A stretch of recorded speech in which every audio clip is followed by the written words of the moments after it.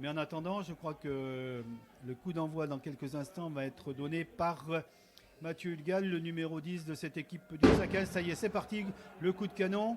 Un ballon qui s'en va haut, récupéré tout de suite par l'équipe d'Albi. Ballon qui est mis au sol. Allez, quel va être le choix des Angoumoisins? Écarter ou peut-être partir après avec les avants? Et ce ballon qui reste toujours dans l'aire de jeu, qui n'arrive pas à être aplati. Et si, ça y est. Et c'est pour le SA15. Superbe entame de la part des Angoumoisins. Ils ont réussi à se sortir de la pression qui a été mise par les Albigeois. Une défense qui montait très fort sur le centre du terrain. Et Ben Péo avec cette passe sautée qui a réussi à trouver Marvin Lestremo qui a dézonné et qui s'est retrouvé sur cette aile. Droit, bien évidemment. Un essai, on allait chercher le poteau extérieur et le ballon va tourner au dernier moment. Voilà, et ça passe. Et ça passe. Albi qui réduit le score. Le SA15 qui mène 5-3. Bête à l'avenir. Allez, Théo Vidal, demi-ouverture de cette équipe d'Albi qui va tenter la pénalité. Hop là, le ballon s'élève et il passe. Et Albi, après 34 minutes de jeu, passe devant le SA15 juste avant la mi-temps, puisque Albi mène maintenant sur le score de 6-5. On va suivre ce ballon, tel un footballeur, tel Mathias Grondin. Allez, là cette fois-ci le public de Chanzy qui montre un petit peu sa présence. Il ne tremble pas, ce numéro 10. Il réussit à convertir. Oui, il faut réduire la marque, même si on le voit un petit peu la frustration de la part des joueurs angoumoisins qui auraient bien aimé marquer un essai et qui sont un petit peu frustrés de ne pas avoir réussi à être allé derrière la ligne.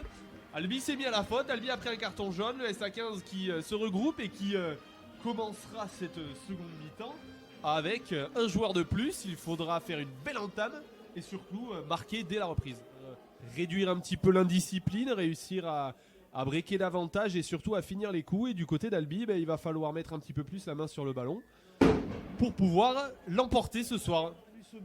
On se resserre de la puissance de Roux avec une position de hors-jeu de la part d'Albi, avec un ballon dans la boîte. Est-ce que le ballon va arriver pour Aivono? Oui. Et c'est Mathis Lafont qui va marquer son premier essai sous les couleurs du SA15. Un magnifique temps de jeu. Iraklis Radadze et Hubert Texier sur le côté droit qui arrive à trouver l'avantage. 9-10, Mathieu Hugal qui adresse une magnifique passe au pied. Camélie Raivono qui prend le meilleur dans les airs. Il tombe, on se demande ce qu'il va faire du ballon. Il le relève pour Mathis Lafont au soutien qui va marquer son premier essai à Chanzy sous les couleurs du SA15. Et là c'est Manu Sobus qui va tenter de transformer cet essai. Mais c'est un superbe essai marqué par le SA15 ici à Chanzy.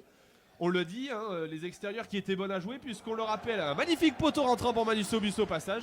Les extérieurs étaient bonnes à jouer puisque c'est le centre d'Albi qui a pris un carton jaune. La défense se resserre, donc l'ailier était un petit peu esselé de l'autre côté.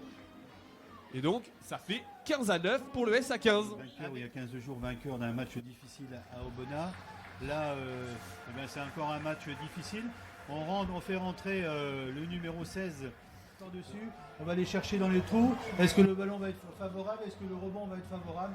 Donc finalement, c'est essai pour les SA15 et doublé de Mathis Lafont. Le numéro 15 qui s'est un petit peu troué sur cette action. On pensait qu'il avait aplati, mais il a laissé échapper ce ballon. Mathis Lafont qui était à la course, a aplati ce ballon et c'est un doublé pour la première à Chanzy pour Mathis Lafont. Et c'est la fin du match. Belle victoire, magnifique victoire de la part du SA15 sur la pelouse de Chanzy. 30-9. Didier, on l'a vu, des beaux essais, deux belles équipes qui ont livré un superbe match, de l'engagement. C'est presque la soirée parfaite pour le SA15.